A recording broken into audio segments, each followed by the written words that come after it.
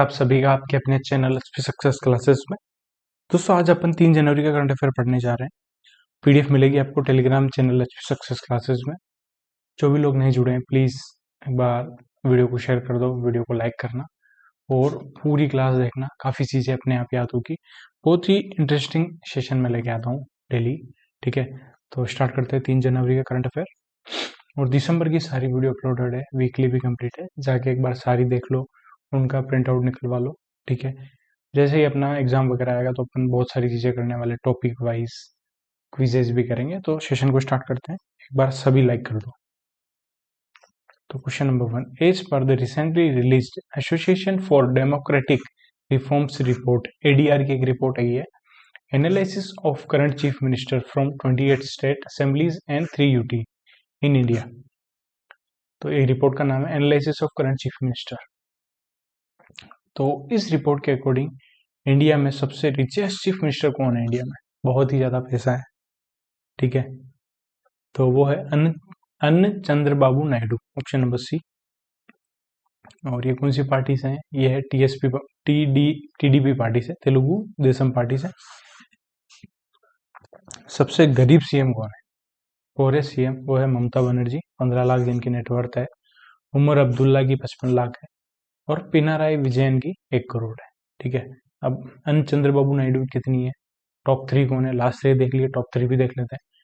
तो अन्न चंद्रबाबू नायडू की है, जो आंध्र प्रदेश के हैं सीएम, उनकी 931 करोड़ है टोटल एसेट।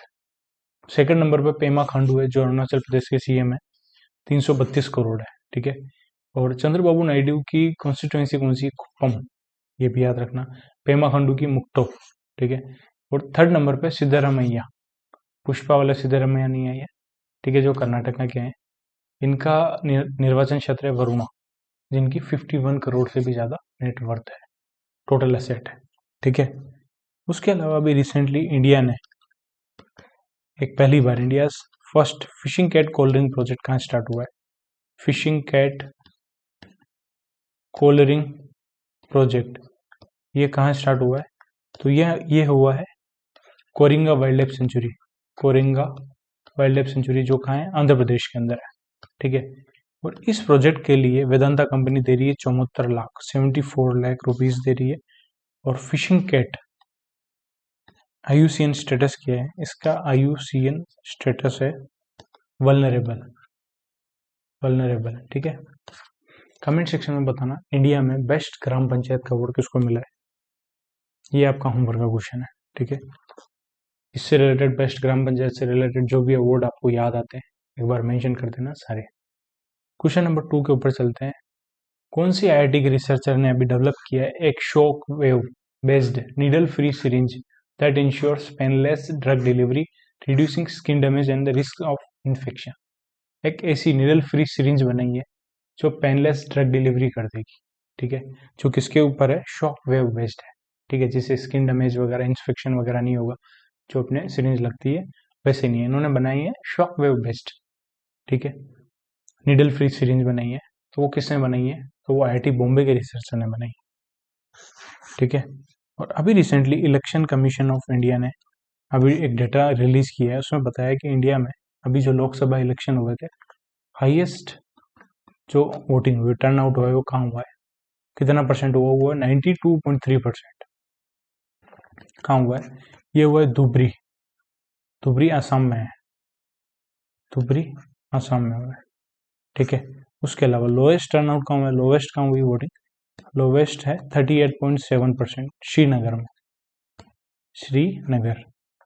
उसके अलावा highest number of polling station कहाँ लगे? नंबर ऑफ पोलिंग स्टेशन, सबसे ज्यादा पोलिंग स्टेशन कहाँ लगे?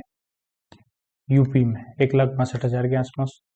लोवेस्ट है लक्षद्वीप में, कितने? 55, ओनली 55। उसके अलावा हाईएस्ट परसेंटेज के टर्म में बात करें, जो वोटिंग हुई है उसमें से फीमेल का हाईएस्ट परसेंटेज कहाँ है? तो वो है 53% के आसपास, पुडुचेरी में, पुडुचेरी में। ठीक है, और हाईएस्ट फीमेल कंटेस्टेंट कहाँ से खड़े हुए हैं, कहाँ से फाइट कर रही है फीमेल सबसे ज्यादा? हाईएस्ट फीमेल कंटेस्टेंट तो वो है महाराष्ट्र से। टोटल 111 फीमेल कंटेस्टेंट है। ठीक है, यहाँ तक सारी चीजें क्लियर हो गई। आगे चले, क्वेश्चन नंबर 3 के ऊपर चलते हैं। तो first in India surgical robot, जिसका नाम बताना है अपन को, जो भी रिसेंटली इंस्टॉल किया गया है at Noble hospital and research centre, जो पुणे में है, after receiving approval by the CDSCO, central drug standard control organisation से अप्रूवल भी मिल गया है। तो इंडिया का अंदर पहला सर्जिकल रोबोट बना है, उसका नाम बताना है। एक सेकंड, रिकॉर्डिंग प्रॉपर है। ठीक है, और इसको इंस्टॉल कहाँ किया है? Noble hospital and research centre Pune में इंस्टॉल किया है। और रोबोट का नाम है SSI मंत्रा, और इसको बनाया किसने है? वो बनाया सुधीर श्रीवास्तव। ठीक है, और अभी रिसेंटली इंडिया और चाइना ने एग्रीमेंट किया है to promote trade through Nathula pass के थ्रू ट्रेड करेगी इंडिया और चाइना। ठीक है, नाथुला पास किसको कनेक्ट करता है? ये सिक्किम को कनेक्ट करता है तिब्बत से। Connect Sikkim with Tibet. कितनी हाइट पे है ये? ये है 4310 मीटर की हाइट पे है।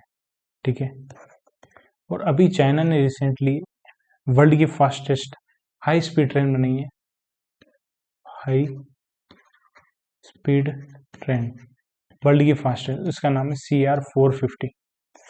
ठीक है, क्वेश्चन नंबर 4 के ऊपर चलते हैं। विच of the following company has recently developed the BD4752 dozer, India's largest and most advance crawler dozer design for heavy duty task. तो BD4752 डोजर किसने बनाया है? तो बनाया है भारत अर्थ मोस्ट लिमिटेड, BEML ने बनाया है। बस नाम याद रखना है, इसमें ज्यादा कोई इंपॉर्टेंट चीज नहीं है। अब पर कल अपन ने पढ़ा था, अभी रिसेंटली यूनेस्को में इंटेंजिबल कल्चरल में किसको ऐड किया है? तो ऐड किया है एक सॉन्ग है, सॉन्ग का नाम है सेवडा लिंका। ये लव सॉन्ग है, कहाँ से है? बोस्निया एंड हर्जेगोविना से। बोस्निया एंड हर्जेगोविना का एक सॉन्ग है, जिसका दूसरा नाम क्या है? दूसरा नाम है बाल्कन ब्लूज।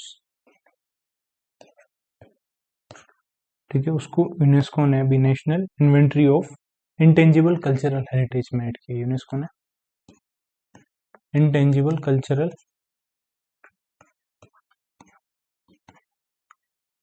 हेरिटेज में ऐड किया है सेवडा लिंका, जिसका दूसरा नाम है Balkan blues. Okay, question number 5 पे चलते हैं। ISRO recently achieved another milestone with successful launch of PSLV C60 rocket carrying the space docking experiment SpaceDex. This mission deployed 2 spacecraft. इस मिशन में 2 स्पेसक्राफ्ट जा रहे हैं, SDX-01 एंड SDX-02, जिनको क्या क्या नाम दिया है? SDX-01 को चेजर बोलेंगे, SDX-02 का नाम है टारगेट। ठीक है, ये जो स्पेसक्राफ्ट है, इनमें सेम वेट होगा, कितने अमाउंट का? तो 220 किलोग्राम का वेट होगा। ठीक है, तो देखो अभी इसरो ने लॉन्च किया है PSLV C60 रॉकेट। ठीक है, जो कैरी करेंगे स्पेस डॉकिंग एक्सपेरिमेंट के लिए। इसमें 2 स्पेसक्राफ्ट को कैरी करेंगे। पहले का नाम है SDX-01, जिसको चेजर बोलेंगे। दूसरा है SDX-02, जिसको टारगेट बोलेंगे। और ये दोनों 220 किलो का वेट को कैरी करेंगे। ठीक है, और ये सतीश धवन स्पेस सेंटर जो है श्रीहरिकोटा में, वहां से इसको लॉन्च किया है। इसके साथ ये रॉकेट और भी कैरी करेगा 0.4 PSLV ऑर्बिटल एक्सपेरिमेंटल मॉड्यूल, जिसमें टोटल 24 पेलोड होंगे। 14 पेलोड तो इसरो के और 10 अदर प्राइवेट एजेंसीज के। ठीक है, और इसरो न्यूज में क्यों था? इसरो यूरोपियन स्पेस एजेंसी, ये न्यूज में इसलिए था क्योंकि इसरो ने यूरोपियन स्पेस एजेंसी के लिए 2 सैटेलाइट लॉन्च किए, जिसका नाम है एक तो कोरोनोग्राफ, दूसरा नाम है ऑक्यूल्टर।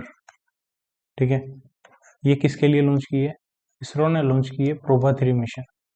प्रोभा-3 मिशन क्या है? To study about sun's corona. और ये प्रोभा-3 मिशन किसका है? एक सेकंड, क्या हो रहा है, ये इरेज नहीं हो रहा। प्रोबाथी मिशन किसका है? यूरोपियन स्पेस एजेंसी का है। ठीक है, उसके अलावा एक सेकंड थोड़ा सा रुकते हैं, कुछ इश्यू आया मुझे ऐसा लग रहा है। इशू नहीं आना चाहिए यार, इसमें इशू आ जाएगा। चीज़ें बहुत सारी रोकना चाह रही है कि ये क्लासेस बंद हो जाए, बट क्लासेस बंद नहीं होगी। बहुत इंपॉर्टेंट क्लास है ये। और ये जो सैटेलाइट लॉन्च की है, किससे लॉन्च की है? वो की है PSLV एक्सेल रॉकेट से लॉन्च की है। ठीक है, आगे चलते हैं क्योंकि इस क्वेश्चन में रुक रहा है, क्या पता आगे ना रुके। नेक्स्ट क्वेश्चन नंबर 6 के ऊपर चलते हैं। क्वेश्चन रिपीटेड है, फ्रेम अलग तरीके से हुआ है और काफी इंपॉर्टेंट क्वेश्चन है, इसलिए मैंने इसको वापस ऐड कर दिया है। रिसेंटली अभी हाउस होल्ड कंजप्शन एक्सपेंडिचर सर्वे आया है, जिसको रिलीज किया मोस्टफी मिनिस्ट्री ने। उसके according average monthly per capita consumption expenditure MPCE जो रूरल इंडिया में है वो कितना है? वो एस्टिमेटेड है 4122 रुपीज। तो what is the average MPCE in urban area? Urban area में कितना है? वो है 6996 रुपीज। वेरी इंपॉर्टेंट क्वेश्चन, इसको स्टार मार्क कर लेना। मैंने 1 जनवरी क्लास में इसको डिटेल में पढ़ा है, वो जाके देख लेना। ठीक है, और हाईएस्ट की बात करें, हाईएस्ट मंथली पर, अगर highest average monthly per capita consumption expenditure की बात करें तो हाईएस्ट कौन से स्टेट में है? वो है सिक्किम। और हाईएस्ट यूटी की बात करें तो वो है चंडीगढ़। और अगर स्टेट में अपन बात करें लोवेस्ट कौन सा है, तो वो है छत्तीसगढ़। छत्तीसगढ़ लोवेस्ट है। ठीक है, और अगर highest average MPCE, urban MPCE कहाँ है? अर्बन कौन से स्टेट में है? ओवरऑल तो सिक्किम में है, पर अगर ओनली अर्बन की बात करें तो वो है तेलंगाना में। और हाईएस्ट एवरेज रूरल MPCE कहाँ है? वो है केरला में। काफी इंपॉर्टेंट ये रिपोर्ट है, यहाँ से डेफिनेटली एग्जाम में क्वेश्चन आएगा। जिसने अगर अभी डिटेल में नहीं पढ़ी है, जाके 1 जनवरी क्लास देख लेना। Recently India's first glass bridge over sea has been inaugurated at Kanyakumari, Tamil Nadu. उसकी लेंथ कितनी है? ग्लास ब्रिज बनाया अभी,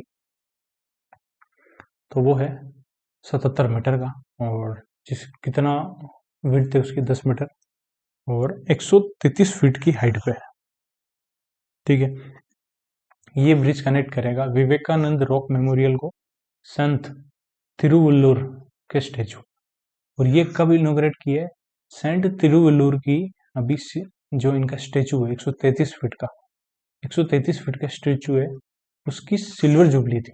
उसको एस्टेब्लिश किए हुए इतना टाइम हो गया, उनकी सिल्वर जुबली अभी सेलिब्रेट की है, तब ये ग्लास ब्रिज अभी इनोग्रेट किया है।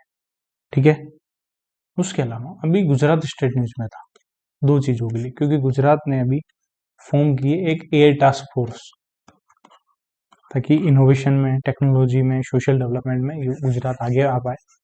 दूसरी चीज, गुजरात ने एक इनिशिएटिव स्टार्ट किया है, उसका नाम है स्वर। स्वर क्या है? Speech and return analysis resources, return analysis resources to overcome language barrier, to overcome language barrier को दूर करने के लिए स्वर लॉन्च किया है। किसने लॉन्च किया है? गुजरात। दोनों इनिशिएटिव याद रखने हैं आपको, काफी इंपॉर्टेंट है। क्वेश्चन नंबर 8 के ऊपर चलते हैं, काफी important. Which IIT collaborated with ministry of agriculture and farmer welfare on project विस्तार to improve the efficiency and efficacy of agriculture extension system through digitalization। तो डिजिटलाइजेशन के थ्रू एग्रीकल्चर सिस्टम को के अंदर इफिशियंसी इफिकेसी बढ़ानी है। विस्तार project के लिए मिनिस्ट्री ऑफ एग्रीकल्चर के साथ पार्टनरशिप की IIT मद्रास ने। विस्तार की फुल फॉर्म है virtually integrated system to access agriculture resources. ठीक है, IIT मद्रास की एक टीम थी, आविष्कार हाइपरलूप टीम। ठीक है, ये टीम न्यूज में क्यों थी? क्योंकि इन्होंने डेवलप किया India first 410 metre hyperloop test track, hyperloop test track. Comment section में बताना ये कौन सी 2 सिटी को कनेक्ट करेगा। 410 मीटर का हाइपरलूप टेस्ट ट्रैक है। आगे चले क्वेश्चन नंबर 9 के ऊपर। किसको भी रिसेंटली UIDAI का CEO बनाया 1 जनवरी 2025 से? तो बना है भुवनेश कुमार, भुवनेश्वर कुमार नहीं है, भुवनेश कुमार है, ठीक है। और विपुल कुमार क्या है, विपुल कुमार को अभी रिसेंटली सीआरपीएफ का डायरेक्टर जनरल बना है, डायरेक्टर जनरल ऑफ सीआरपीएफ। ये रिप्लेस किसको करेंगे, अनीस दयाल सिंह, अनीस दयाल सिंह को ये रिप्लेस करेंगे, ठीक है। आगे चले क्वेश्चन नंबर 10 के ऊपर, very important question. Magnus Carlsen and Ian Nepomniachtchi shared world blitz chess championship title 2024। Ian Nepomniachtchi कौन सी कंट्री से बिलोंग करते हैं, तो वो रशिया से बिलोंग करते हैं, ठीक है। तो देखो अभी दो इवेंट हुए हैं चेस के, एक तो होता है रैपिड, ठीक है, रैपिड कैटेगरी, और एक ब्लिट्ज कैटेगरी, अलग अलग, ठीक है। ब्लिट्ज वाला मेंस का शेयर किया है, टाई हो गया फाइनल, मैग्नस कार्लसन और इयान नेपोमुनेशी, ठीक है। ये दोनों, वुमेन्स वाला किसने जीता है, वुमेन्स वाला जीता है जू वेंजुन ने, जू वेंजुन जो चाइना से है।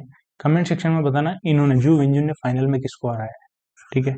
और रैपिड कैटेगरी में अगर वुमेन्स की बात करें, तो वुमेन्स की बात करें तो वुमेन्स किसने जीता है, कोनेरू हम्पी, जो आंध्र प्रदेश से है, इंडिया से, कोनेरू हम्पी। और मेंस वाला किसने जीता है, वो जीता है वोलोदर मुर्जिन, वोलोदर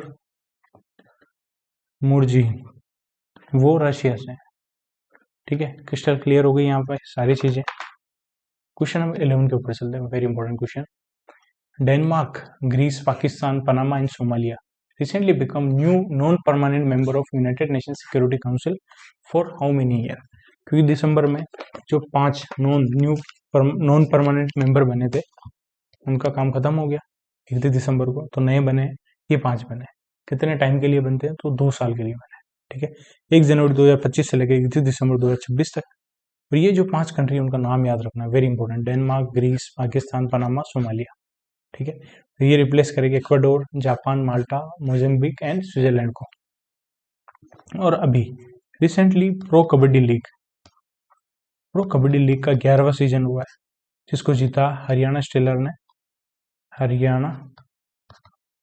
ने फाइनल में हराया किसको, पटना पायरेट्स को हराया है, ठीक है। यहाँ पे मोस्ट वैल्यूएबल प्लेयर MVP और बेस्ट डिफेंडर का अवार्ड किसको मिला है, बेस्ट डिफेंडर का वो जीता है मोहम्मद रिजो शेडलो जो ईरान के हैं। और उसके अलावा कन्फेडरेशन ऑफ इंडियन इंडस्ट्री ने डिक्लेयर किया है प्रो कबड्डी लीग को as tournament of the year declare किया है।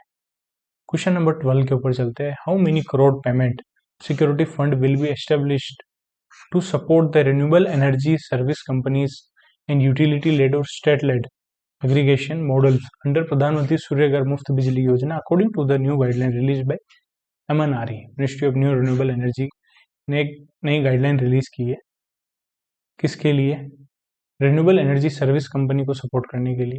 तो उनके लिए पेमेंट सिक्योरिटी फंड बनाया, कितने अमाउंट का वो बनाया, 100 करोड़ का, ठीक है, 100 करोड़ का फंड बनाया। और अभी रिसेंटली काम्या कार्तिकेयन इंडिया की है, ये यंगेस्ट फीमेल बनी है, यंगेस्ट फीमेल है टू स्केल हाईएस्ट पीक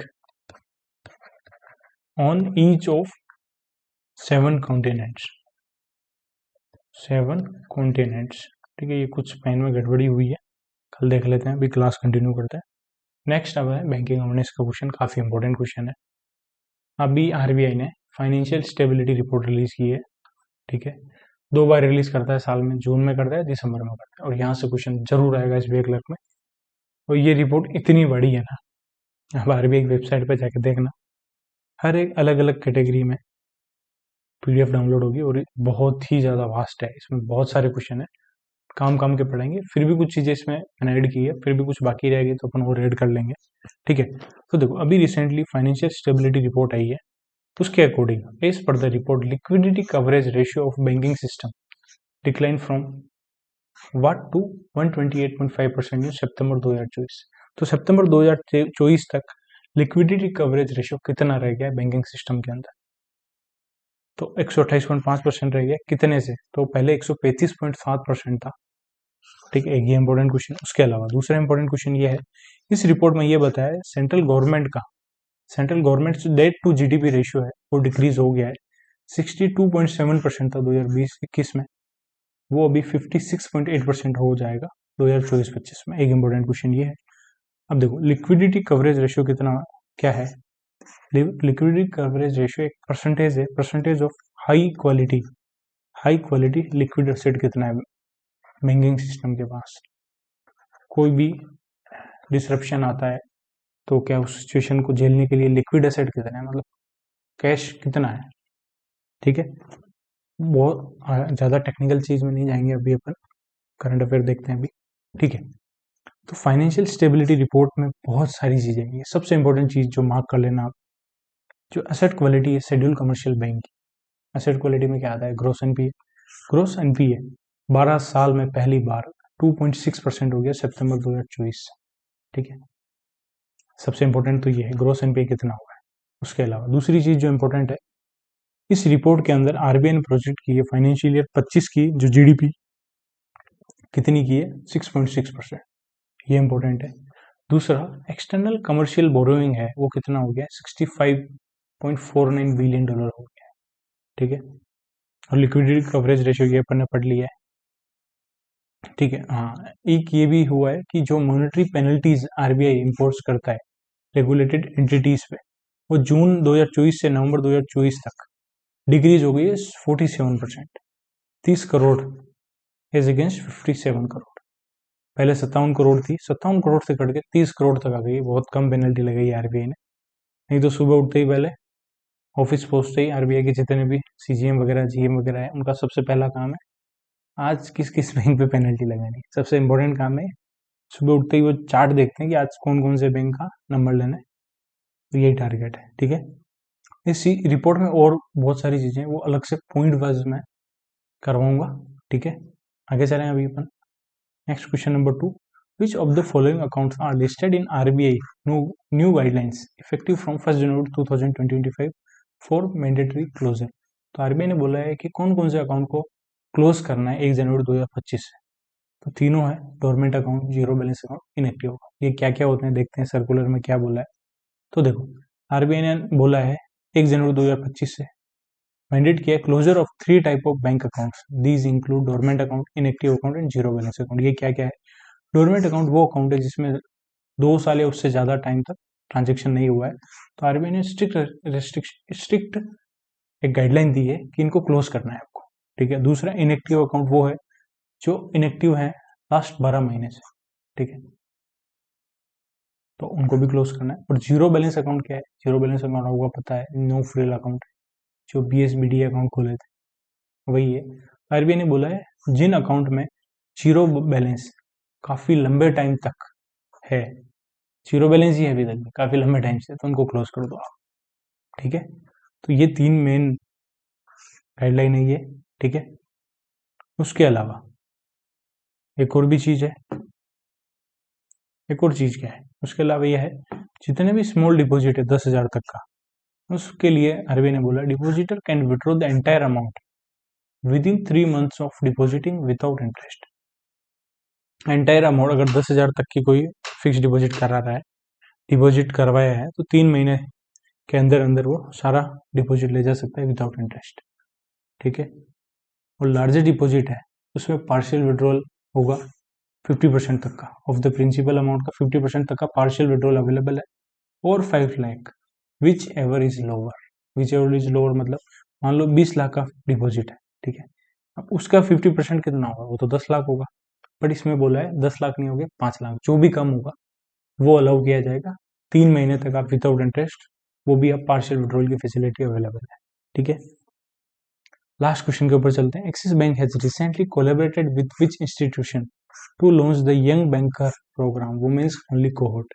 तो मणिपाल एकेडमी के साथ एक्सिस बैंक ने पार्टनरशिप की बैंकर्स प्रोग्राम के लिए, यंग बैंकर प्रोग्राम के लिए। और अभी रिसेंटली यस बैंक ने फिक्की लेडीज ऑर्गेनाइजेशन के साथ पार्टनरशिप करके यस पावर अप लॉन्च किया है। यस पावर अप क्या है, ये एमएसएमई का प्रोग्राम है टू एम्पावर वुमेन एंटरप्रेन्योर को एम्पावर करने के लिए। और अभी रिसेंटली डीबीएस बैंक इंडिया के सीईओ किसको बनाया, वो बनाया रजत वर्मा को। ठीक है।